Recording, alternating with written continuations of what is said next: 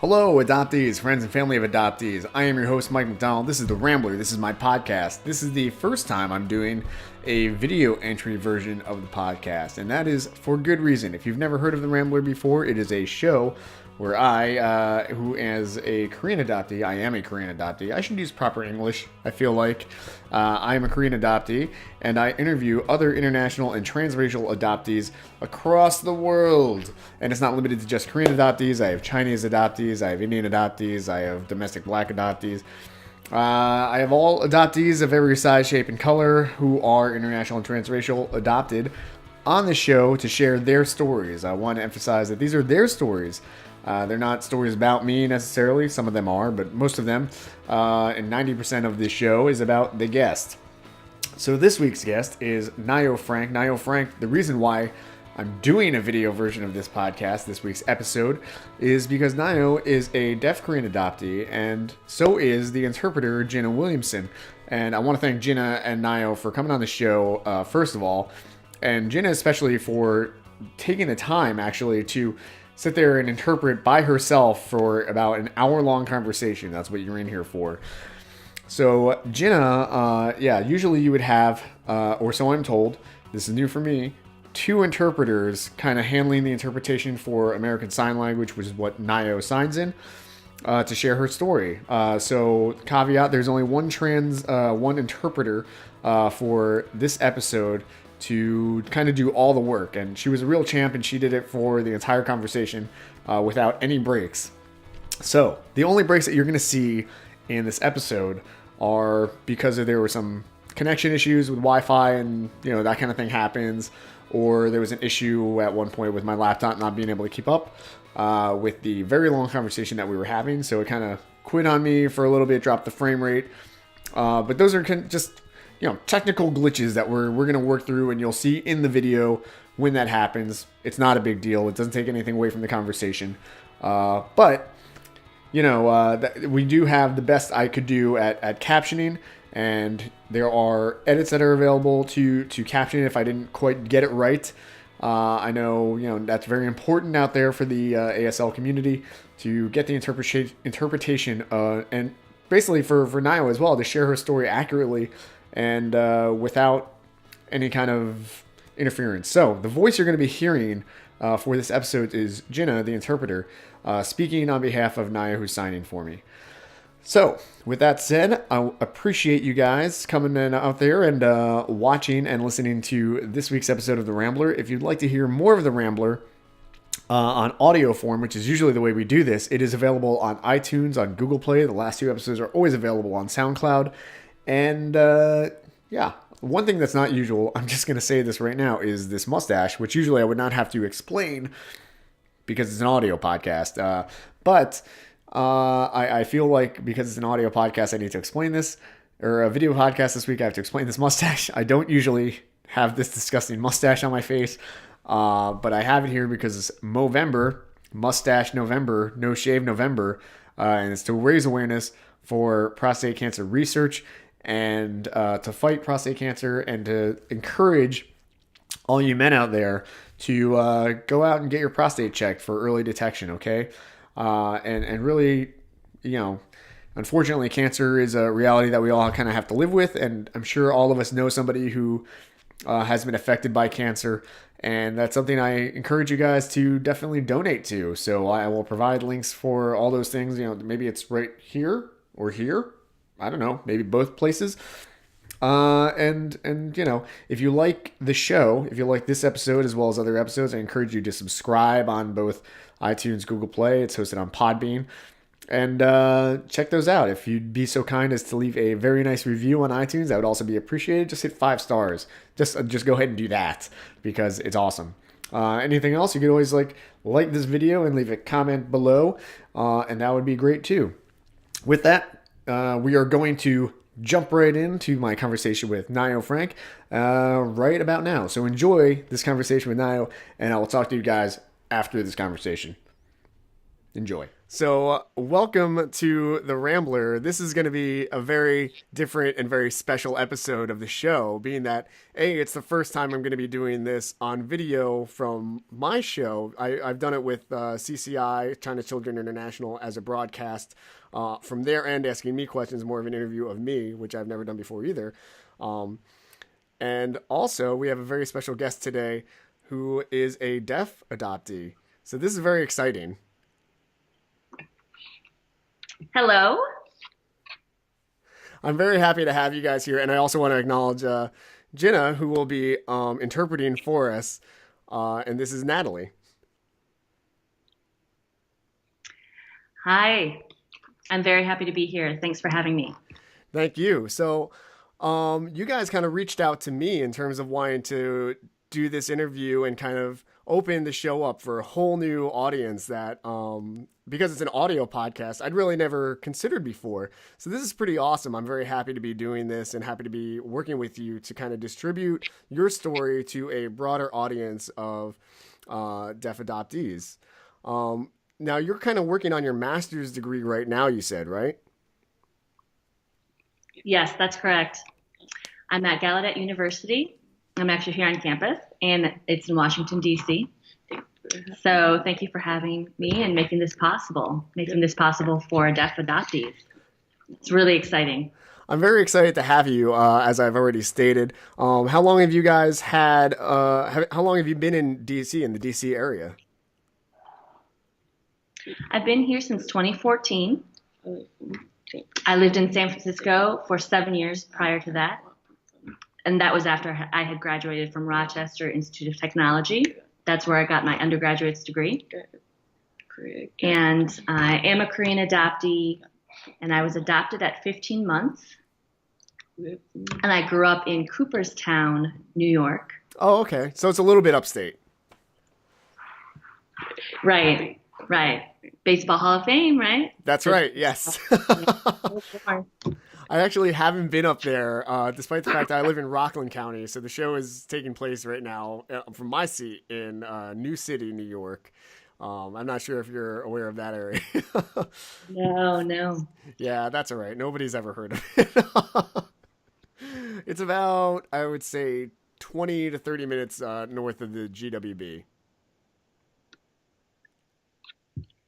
Okay, cool. Yeah, so how was growing up in Cooperstown, New York?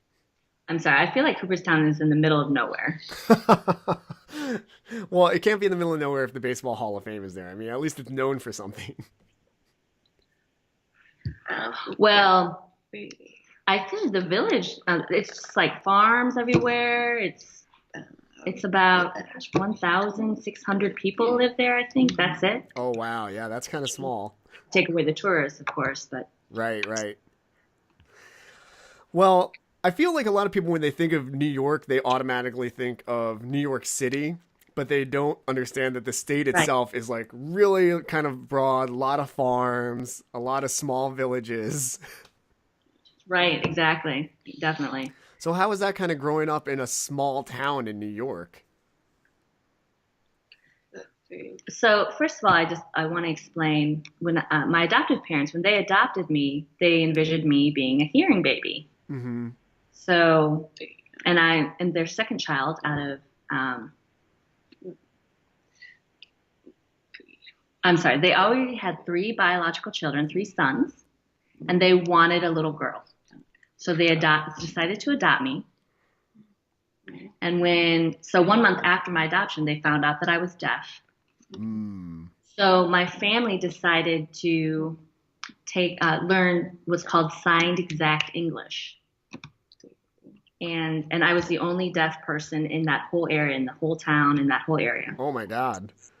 Now, I had some family members who also adopted kids from Korea, but they were all hearing adoptees. Yeah. So I went to public school in this town, kindergarten through 2nd grade, and I was the only deaf person. I used an interpreter.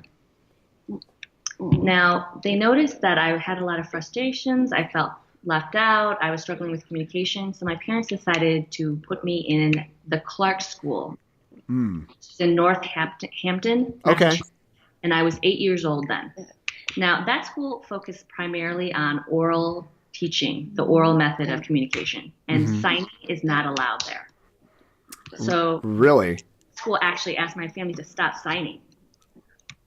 So that's where I learned how to speak and lip read and practice listening with hearing aids. Okay. That's really interesting that they would like keep you from signing there and all that, because it seems like it's a very effective way of communicating for the deaf community. And I understand that lip reading is a big part of it, but do you feel like that method of teaching helped you out? Well, so that's a whole other controversy related with education for the deaf and for deaf children. And it's an ongoing debate that's been around forever. So let's see. And since the 19th century, this has been an issue. Wow. So. And the controversy is still kind of going on today?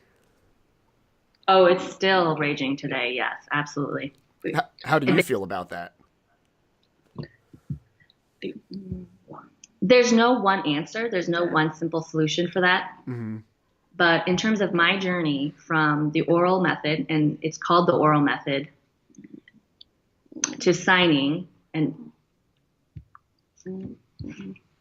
so I'm sorry, I started signing, then went to the oral method, but I felt really frustrated. I felt very left out.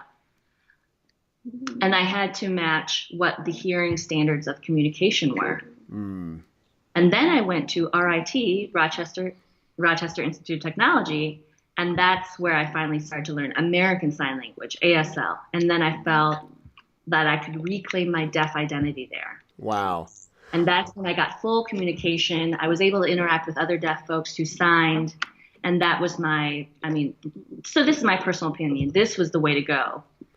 But today, deaf children, they experience language deprivation. Many parents who support the oral method, these hearing folks and teachers and specialists and audiologists, speech therapy, they're really, really reinforcing the fact that deaf people have to adhere to hearing standards of society, hearing standards of communication. But it's not their natural language. Right. So and there are varying ranges of hearing with deaf folks. They can be profoundly deaf. They can have some hearing. So I definitely advocate signing and deaf education with sign, because that is natural language. That's the deaf community's natural language. How hard was that for you to learn American Sign Language at such kind of more of an advanced age? I'm assuming like around 18 or so. 18. Now, granted, some people considered me a native signer because of the C, the Signed Exact English from when I was really young. It was a different method of sign communication. C is not recognized as a language. However, American Sign Language is recognized as an official language. The reason why is Signed Exact English follows English word structure, the grammar of English. Right. So you memorize English linguistics, essentially, English linguistic background. Yeah. Whereas American Sign Language, it has a variance of the grammatical structure. Yeah, I think I remember that. Me and my friend in 7th grade were trying to teach each other ASL, and it didn't really go well because it's like trying to learn another language essentially, with your hands and using your body. And I think I still count on my hands in ASL like 5, 6, 7, 8, 9, 10, because I find it more convenient for me than to use both hands. But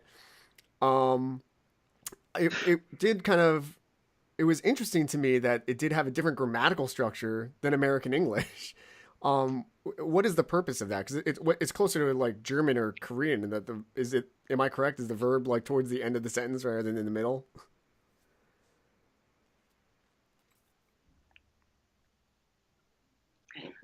Yes, it does have different grammatical structure, but I'm not as fluent and as much of a language expert in terms of talking about the linguistic structure of ASL.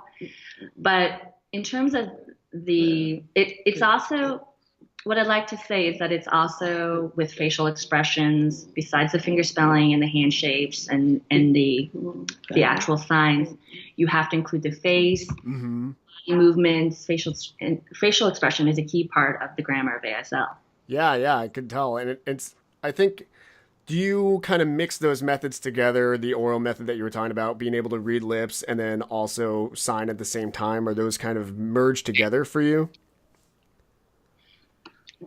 So actually, what I've tried to do is let go of the oral method because I mean that is a part of my past and it's a part of my educational history. And because of that skill that I learned in terms of oral and lip reading, it is possible today to use that when communicating with my family because my family doesn't sign. They still Yeah. don't to this day. So that had to be frustrating growing up for you then, not being able to effectively really communicate with your family if they can't sign, right? It was tough, yes, but during that time, they thought that was the way to live. They thought that was it.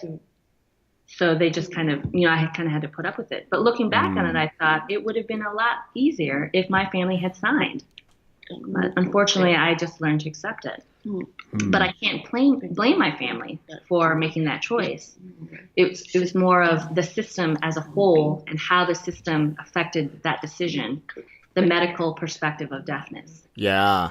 And I have more of a deaf culture perspective now, and the deaf culture perspective is a lot different. So now I've let go of the oral method. Whenever I go out to restaurants or any public places, I don't use my voice. I don't use an oral method. I'd rather write with a paper and pen or gesture.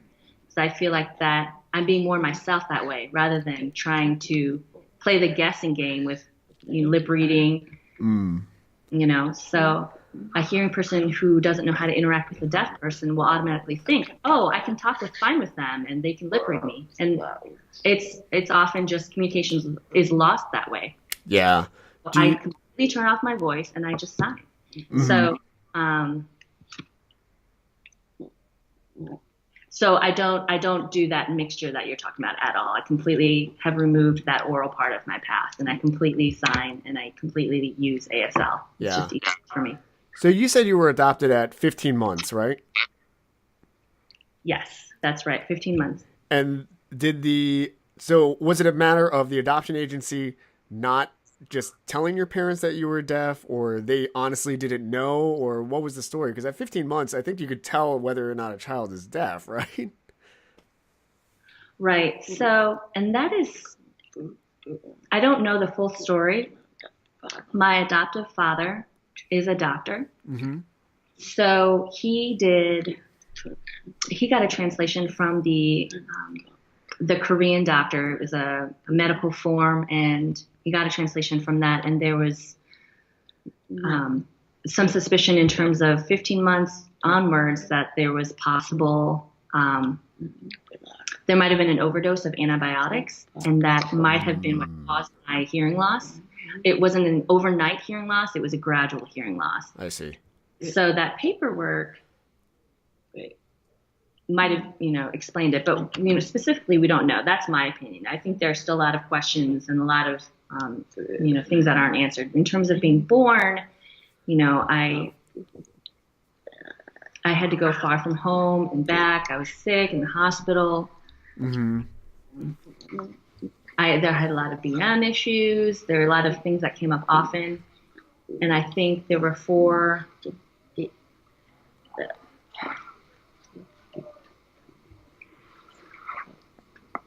I'm sorry. This is Jenna, the interpreter. I'm correcting. So there are 4 different foster homes that I went through. Oh, wow. Was in the foster home.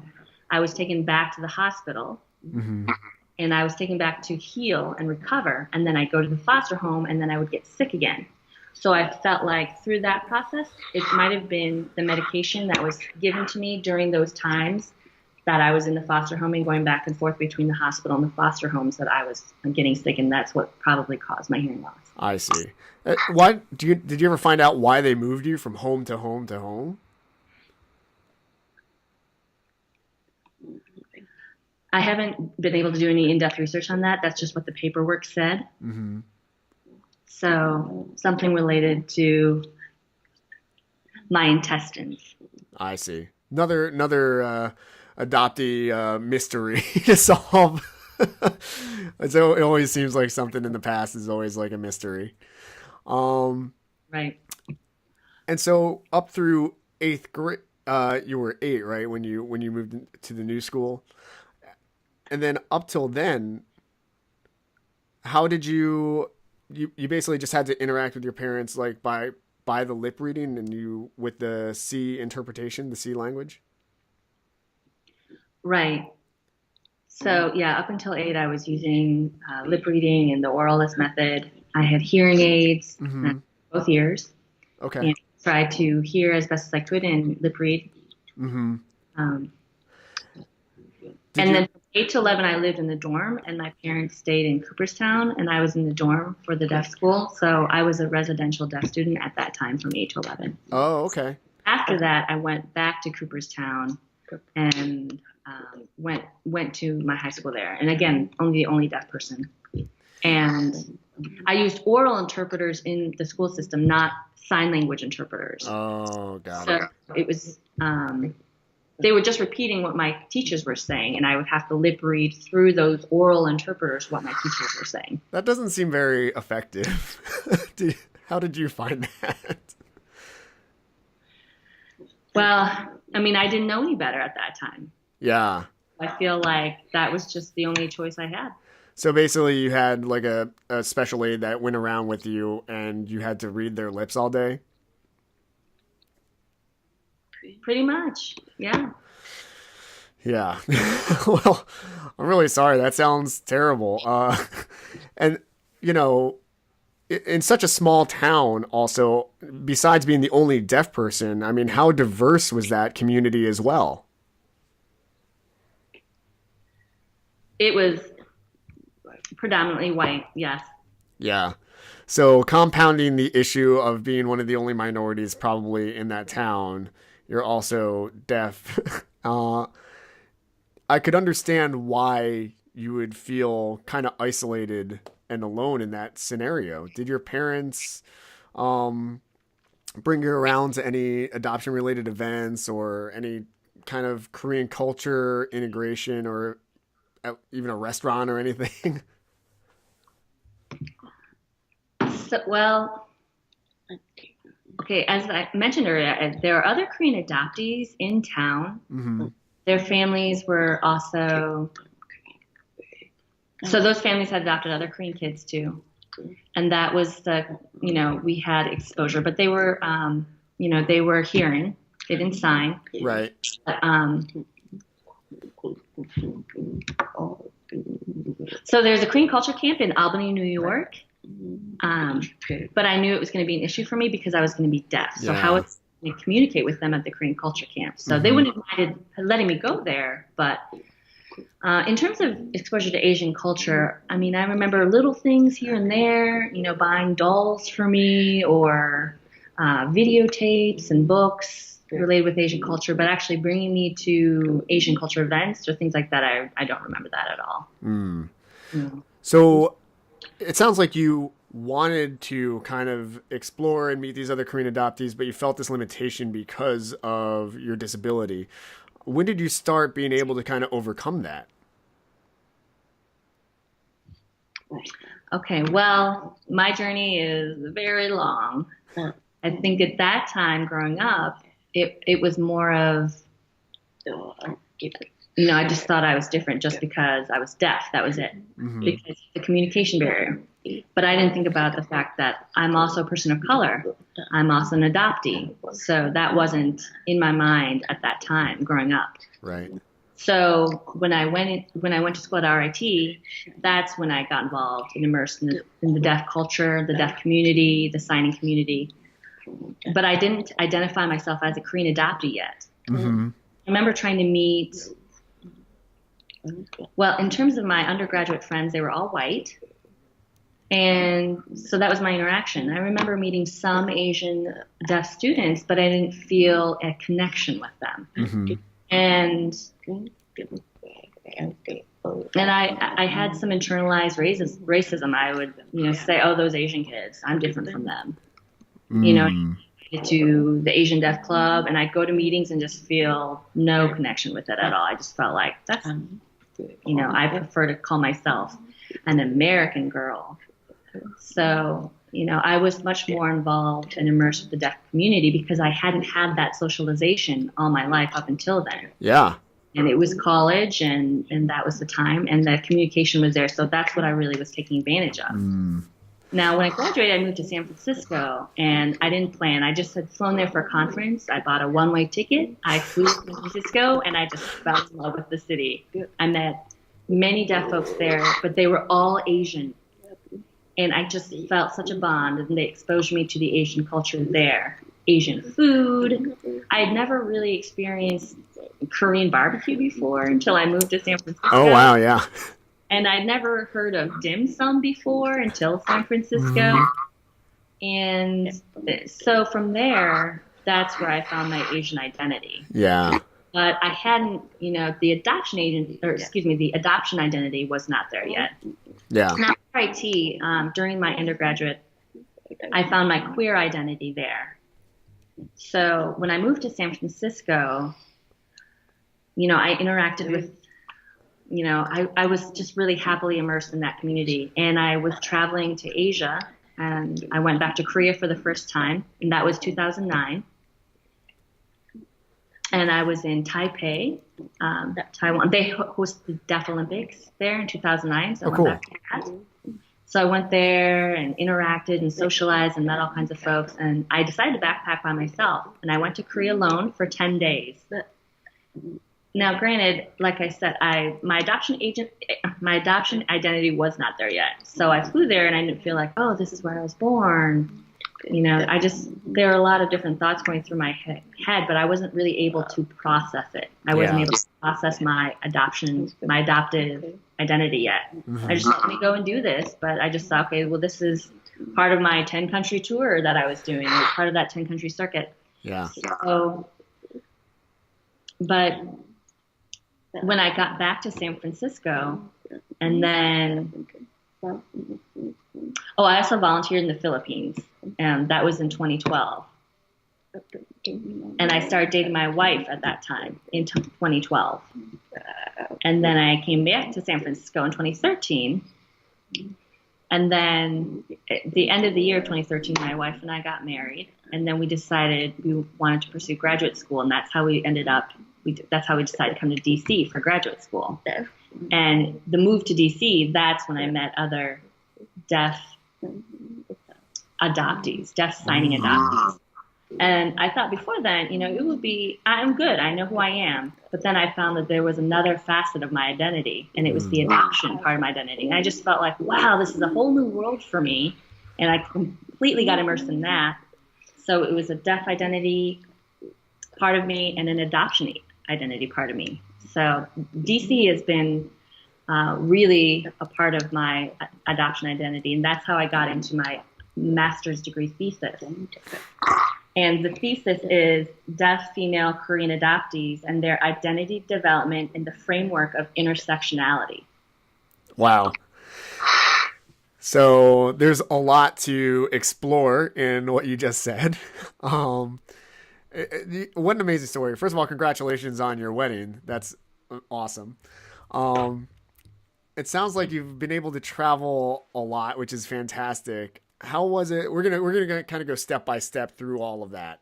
So moving to San Francisco from RIT, I could see that being kind of a watershed moment just because of just the diversity level. I mean, San Francisco obviously has a very rich, California in general, very rich history in terms of Asian immigration to that area. What was it like eating Korean barbecue for the first time, eating dim sum for the first time, exploring your kind of the Asian side of you? Oh, wow. It was like reconnecting with my blood. It was like I could remember my blood again. I ate it and I just felt like, oh, I love this so much. I loved every moment of it.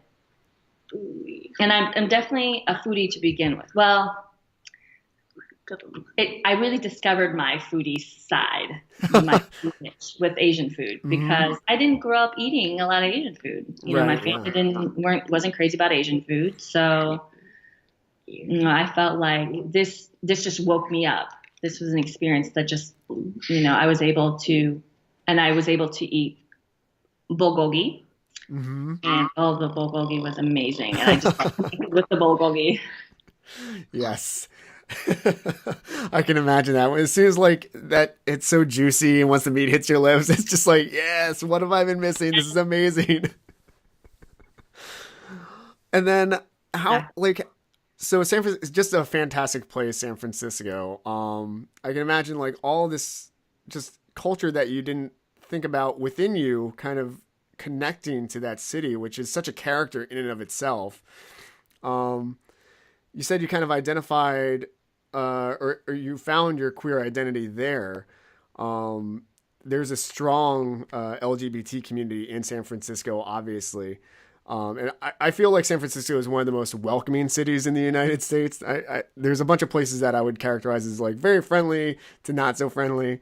New York's friendly in their own New York way, but San Francisco is super open to everybody, it seems like. Was that just like such a relief for you, kind of being able to let yourself go out there? Oh yeah, absolutely, definitely. San Francisco will always have a special place in my heart. I mean, if it wasn't for San Francisco, I wouldn't have become who I am today, really. San Francisco, I mean, thanks. I'm so grateful for my friends, my community there. I was able to discover the concept of social justice there as well. I was working with Deaf Domestic Violence Agency there Mm, while I was in San Francisco. So it was really, it just blew my mind and opened my mind. And I realized, there was so much more, and I had missed out on a lot of that growing up. And you're exactly right. San Francisco is a very unique community, especially out of the U.S. They're extremely open and diverse, and there's so many different layers of identity there. And yeah, absolutely. yeah. And so from there, what was the decision to travel around, especially in Asia, backpack it, go to Korea for the first time, go to the Philippines, go to Taipei? I mean, these are very diverse areas to kind of explore where you just kind of got that taste of bulgogi and you were like, I need to reconnect myself with Asia at large. So I already knew about the Deaf Olympics happening every 4 years Hmm. all over the world. But the first time it was hosted in an Asian country, I felt like my friends and I wanted to go. So we decided to get tickets. So there were four of us who flew together to Taiwan.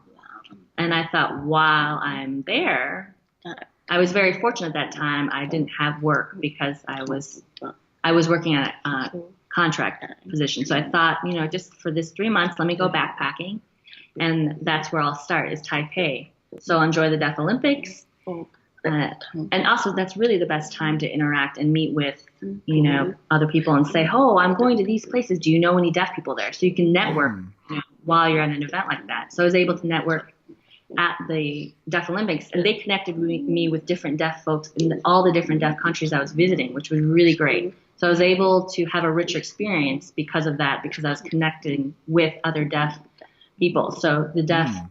Korean community in Korea, I was able to connect with them. So it was richer as an adoptee. And I was able to pick up a little bit of Korean Sign Language, which is very different from American Sign Language. Yeah. So it was really cool, really amazing. And then touring that area as a deaf person was really great. I interacted through Facebook and the deaf community, and I was able to network using all these different modalities. Mm. And, it's really great to be able to connect with all the deaf folks in the different communities. And that's what I thought I would take advantage of at that time. Um, Taipei at that time was just such a fantastic place to meet all these deaf people, because they're all flocking there for the Olympics. And I met my wife Anna's sister there, and I said, I'm going to the Philippines, so she offered for me to stay with her family at the Philippines. So it's just that kind of, you just happen to be at the right place at the right time, Yeah. and when you get connected, it was just an incredible experience. Well, that's amazing. How difficult is it to communicate in such a form like that? I mean, the Olympics, obviously, a multinational event, multinational affair with all kinds of different cultures and languages kind of convening in the same place. Is it very difficult or easy to communicate using ASL, or is it just a jumble of hands everywhere? What is it like? So the Deaf Olympics is very well organized. There's many different interpreters. There are many what's called deaf interpreters, and they are people who perhaps they're from Korea. They know Korean Sign Language as well as American Sign Language, as well as International Sign Language. Now, it's not a universal sign language, but it is it's a kind of a developing language where you are able to, if you know ASL and you know Korean Sign Language, they might use International Sign Language, and that would be the kind of happy medium in order to communicate. But in terms of communication, deaf people use gesture naturally, so it's an easy mode of communication where we share identities being deaf, and it just becomes much more smooth and easy to communicate as a deaf person. So deaf education, really it started from with the influence of France. So France had the French Sign Language had a strong influence on American Sign Language. And so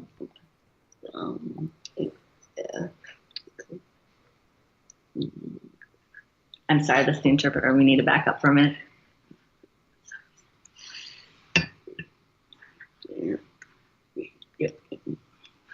Okay, so again, I was talking about the founding of deaf education, the influence from France, and then where ASL had developed from French Sign Language in the U.S., and then from there, deaf education took off in the U.S.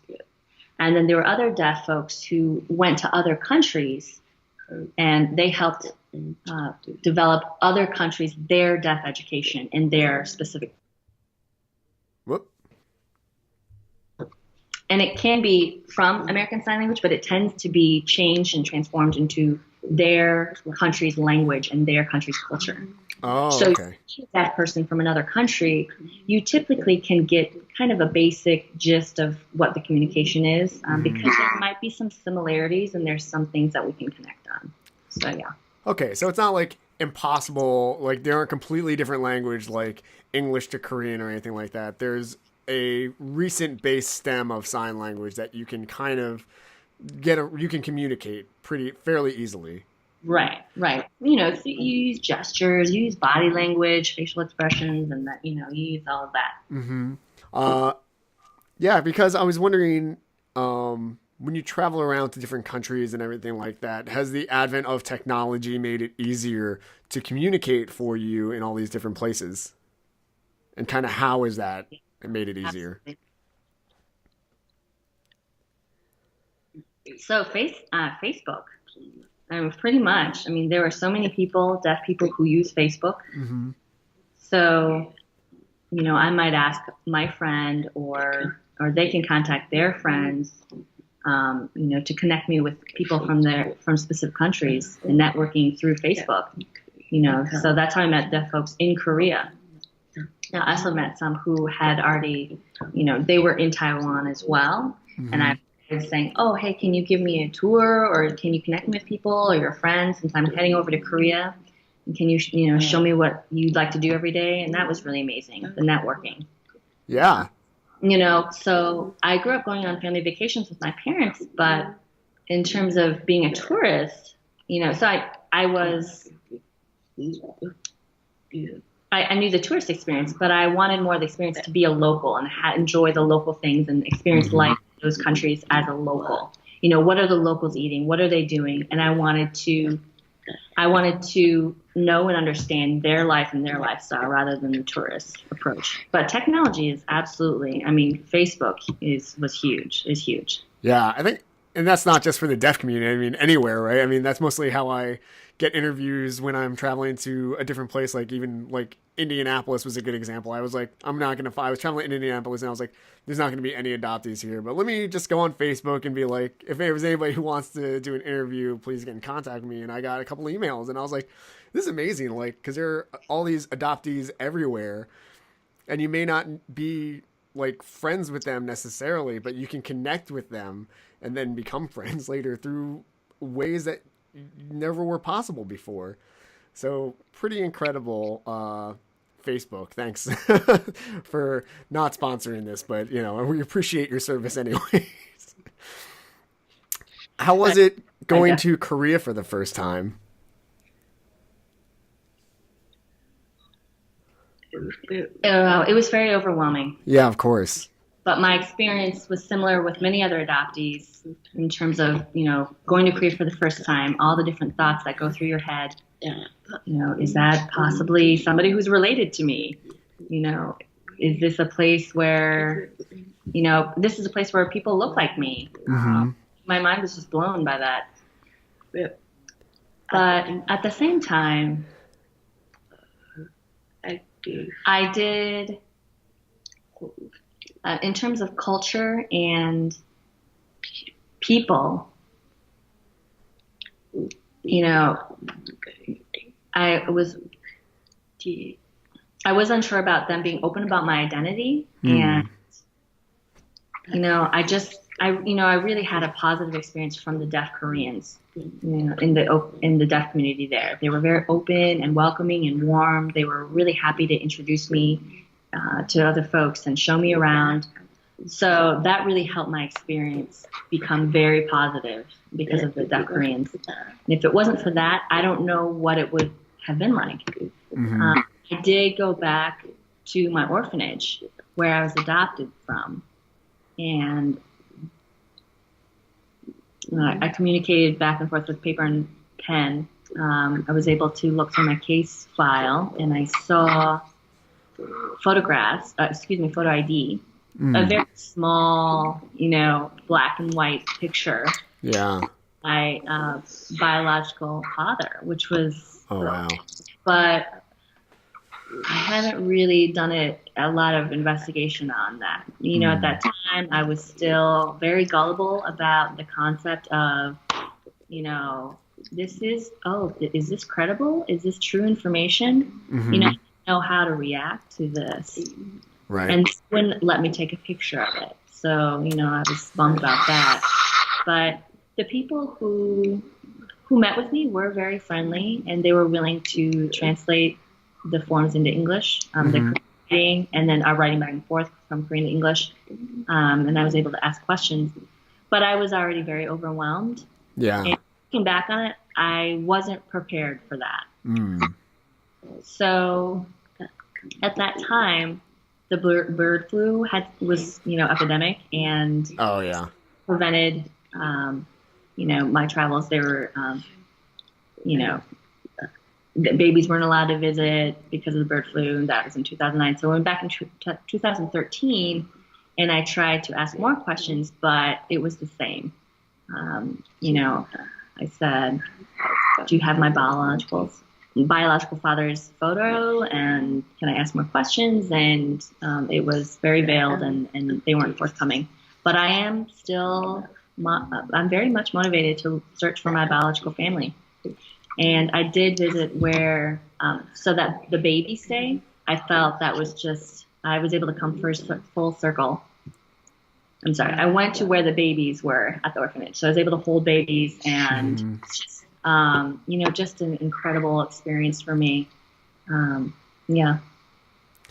Yeah. Well, I don't, I understand why you would be overwhelmed. It's a very overwhelming experience to go and do those kinds of things, and it's tough. I feel like when you're not prepared and you go there and they give you your file and you see all these pictures and information that you previously were unexposed to, and you're trying to take all of that in addition to trying to get in touch with your Korean roots again, and smelling the smells and seeing the sights and really just learning what Korea is like.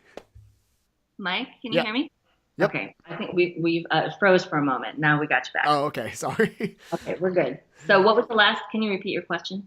Oh, it was more just a statement about, I can understand how you were overwhelmed going to Korea for the first time, smelling the smells, seeing the sights, and then on top of that, going to the orphanage and seeing your file, being exposed to information that you've never seen before, seeing a picture that you've never seen before, and how frustrating that is that they won't give you more. It's like, it's almost like a tease. It's like, here's a little bit of information, but not so much that, we're going to answer all your questions for you. Right.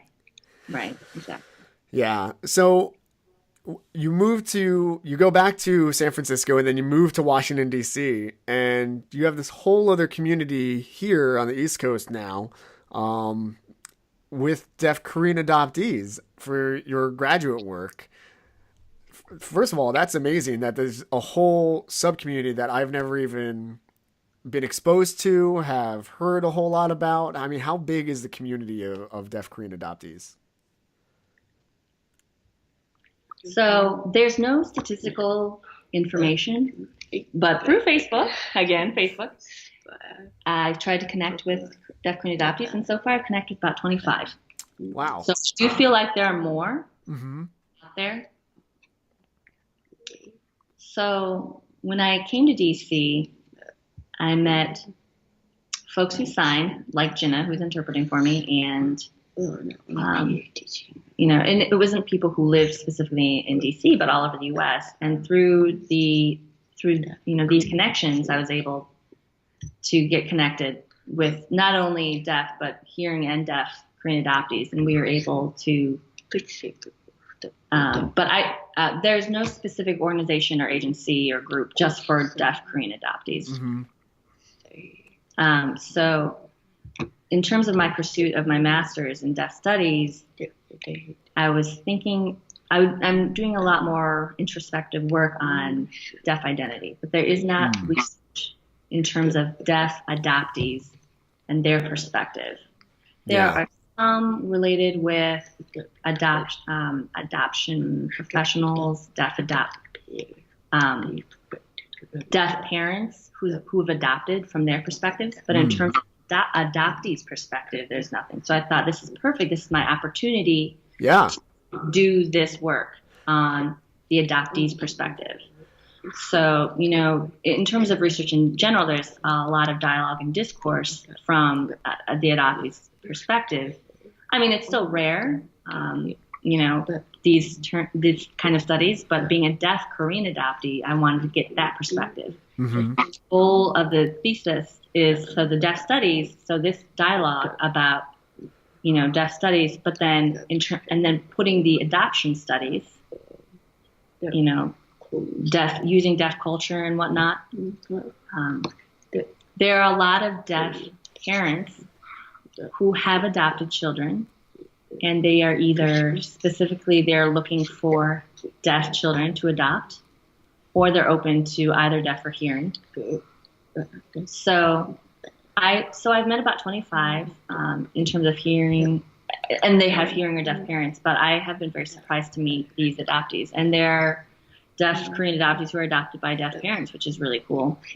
But it's really interesting to see all of their different identities and their development and how, the variances, what their deaf identities are and what they mean to them. So their deaf identity and then their adoption identity, and, if they have deaf parents, was the communication there, or the communication was there, but what did their adoption identity look like? Yeah. So the deaf adoptees who are adopted by hearing parents who don't sign, what has their identity development look like? And it's really fascinating. So I know that the research is still kind of ongoing. Your master's is still kind of ongoing, but what kind of similar themes have you found in terms of your 25 deaf adoptees that you've kind of talked to so far?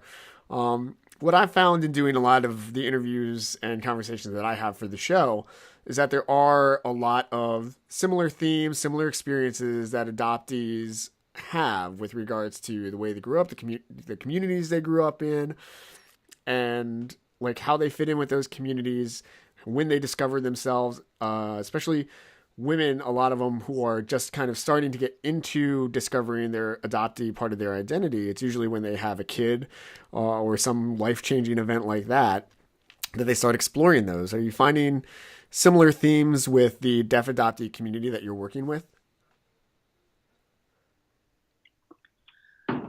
So I'm still trying to figure out. I'm still trying to figure it out. I'm assessing what the development of the deaf identity looks like, and that frame of intersectionality as well, how that plays a part, and acknowledging each facet of the identity. What's similar and common, but I can't speak for all of the deaf community adoptees. Talking with, of course. I haven't talked really in depth with each of them. We have a group on Facebook. It's a closed group, but the journeys are also vastly different. So I think with regards to, the communication, based on their communication styles, with their adoptive families, now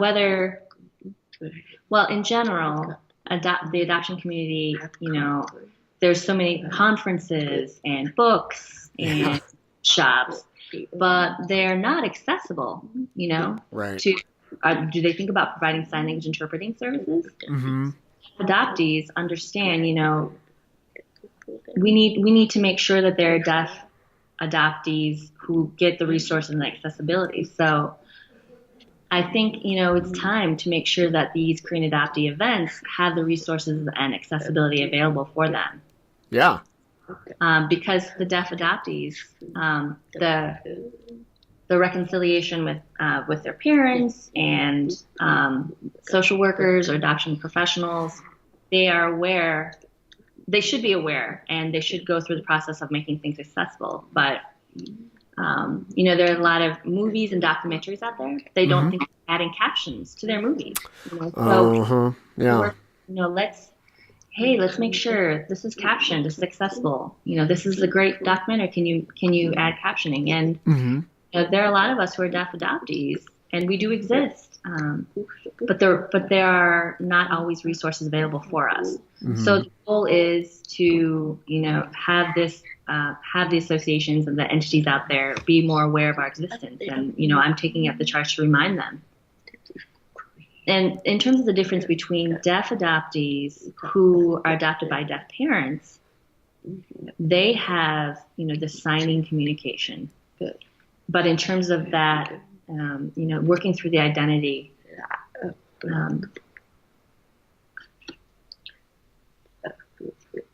but they have that lack of biological privilege. And is there a thought about that? Do they think about that? Their connection with communication, but then that lack. And then deaf adoptees like myself, who were adopted by hearing parents, my parents are not involved in the deaf community at all. Right. So I feel like I have an opportunity to really unpack who I am and get a connection with other people and do that search on my own. So do you understand kind of? Yeah, absolutely. So that's kind of where I'm coming from. So I feel like deaf adoptees by deaf parents have a deaf identity that is very strong. Deaf culture is important. We're the same. We're deaf. It doesn't matter if you're a person of color or not. And I've really noticed that's very, very pervasive. But I think what's also important is to do that digging in terms of your identity and developing, the adoptee part of your identity. Yeah. I mean, it just adds a whole other wrinkle to the already complicated process of kind of figuring out who you are as an adoptee. Now you have being deaf on top of that, and you have to search for that own community. I mean, this is a whole sub-community. I want to applaud you on the work that you're doing. It's really, I think, groundbreaking in the work that you're doing for a community that, unfortunately for me, I didn't realize, and probably a lot of these filmmakers, documentarians, etc., they don't realize that there's a whole medium of people out there who aren't getting access due to our ignorance, and I'm a part of that, of including a bunch of people who need the same resources that are available to us. So I will definitely work very hard to caption this interview as well and make sure that everybody has access to it as much as possible. Because, this is typically an audio podcast, but, when I was making this, of course, I wasn't thinking of this community of deaf adoptees that do need to be exposed to the stories of other adoptees out there who might be in places like, Cooperstown, who don't have a whole lot of access to adoptee resources that are kind of coming to light as of late, especially with regards to the amount of adult adoptee resources and material that we're putting out into the community. Right, exactly. And so also I want to let you know, I've been involved with the Adoption Citizenship Rights Act. Fantastic. That campaign, but I'm the only deaf person. Mm-hmm. But the people who are involved in that effort have been very supportive, and they've been really working hard to make sure that things are accessible for me.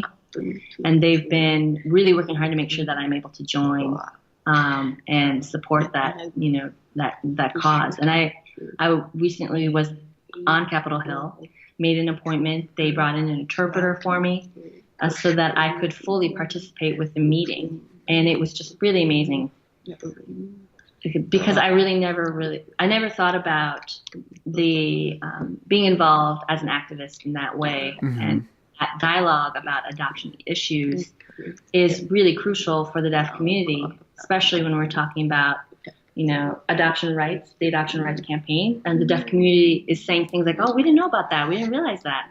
So it made me realize that I need to make a vlog. I'm hopefully we're going to do this soon in November, because November is, Adoption Awareness Month. So I'd like to make a vlog about this bill that they're trying to pass.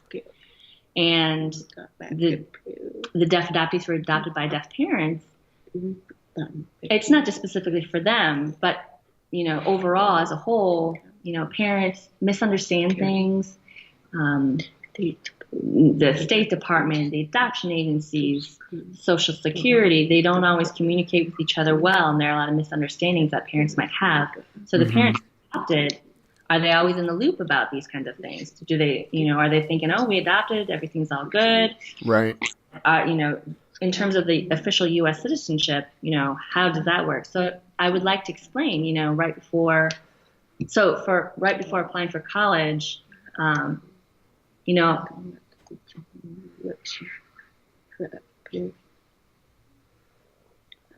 sorry, this is the interpreter, I'm clarifying. So let's say a deaf person is applying who is adopted and applying for a university. They're going through the application process, and they have to sign them as an international student because they don't have the U.S. citizenship. Mm. So the adoptive parents, decided that all the 5 adoptive sisters, they need to get the U.S. citizenship at the same time. And that's when I realized how many deaf adoptees maybe are unaware today that they don't have U.S. citizenship until they go through that, application process of going to school. So that's why I'm really fighting and advocating to make sure that deaf adoptees are aware of this issue as well, just to make sure they check in and they do their due diligence to make sure, because they might be risk of being deported. Yeah. And it's one thing, of course, this past week, we've had the whole Adam Krasper story kind of have a watershed moment in the fact that that judge decided that he's going to be deported, unfortunately. And, the one thing I was talking with Sharon Pine about was that the silver lining is that the Adoptee Rights Campaign now is getting a lot of media exposure that previously wasn't there. Adoptee Rights Campaign is getting a lot of exposure, and hopefully, we're of course in a tumultuous political situation right now with the upcoming election, but if it doesn't get passed by the time that happens, hopefully next year, because of this, we can start to see some traction on the Hill, in the Oval Office, whoever occupies both of those, with regards to adoptee rights, getting citizenship for all adoptees, and making sure that people aren't being left behind because of this really stupid oversight and loophole that ended up in our legislation.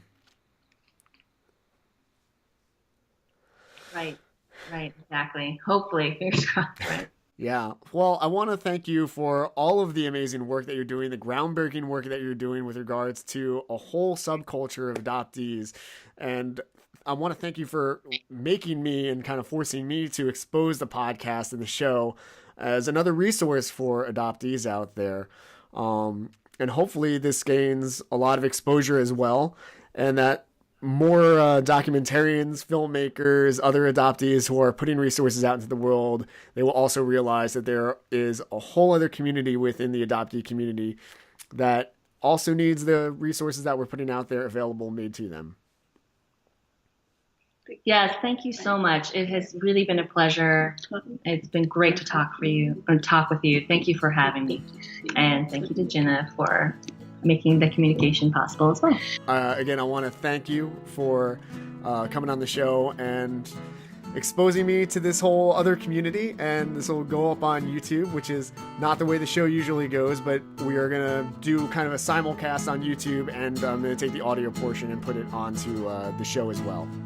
So this has been a real pleasure, and I want to thank you for all the work that you do and for taking the time to come on the show. Yeah, it's been my pleasure. Thank you so much. All right, thank you. We'll next time I'm in DC, we'll have to get Korean food. Oh yes, please. Yeah, absolutely. All right, thanks. And that was my conversation with Nayo Frank. Again, I want to thank Nayo and Jenna for coming on the show and for interpreting and sharing Nayo's story and all of her stories. Now, if you enjoyed this episode of The Rambler with me, your host, Mike McDonald, I encourage you to check all my past episodes out on iTunes, Google Play, Podbean, and the last 2 episodes are always available on SoundCloud. Those links are provided around the screen somewhere, and you can check those out. And please subscribe and leave a nice review. If you yourself would like to be a guest on my show, The Rambler ADHD, or you would like to, or you know somebody that would like to be a guest on the show, please send me an email. I am at therambleradhd@gmail.com. You can always follow me on Twitter. I'm at therambleradhd. Send me a DM there. Tweet me. Or you can like my Facebook page, facebook.com/therambleradhd. All of those are there. So you could do that, and I would greatly appreciate it. The music today is provided by the Bell and Needle Drop Records and a collective effort, and they're also on SoundCloud. And a special thing about a collective effort, if you didn't know this, is that a collective effort, which is the song you're hearing right now, that they wrote that, they are a band that were living in Korea, and they were made up of Korean adoptees. So pretty rad stuff. Pretty cool. I'm just going to throw that out there. All right, listen, you guys have yourselves, I hope you had a great Turkey Day, a great Thanksgiving if you're in America, and I hope it was safe and full of joy and celebration with friends and family. Join us next week. We'll be back on our regular schedule with my conversation with Sebom Suhu, who's another Korean adoptee, and that will always be available again on iTunes, Google Play, SoundCloud, and Podbean. I appreciate you guys. Thank you very much for listening, and I will catch you guys next week. All right? Have yourselves a great week. Enjoy. Peace out. I don't want to believe, I can't help hold on to, because I am so in some way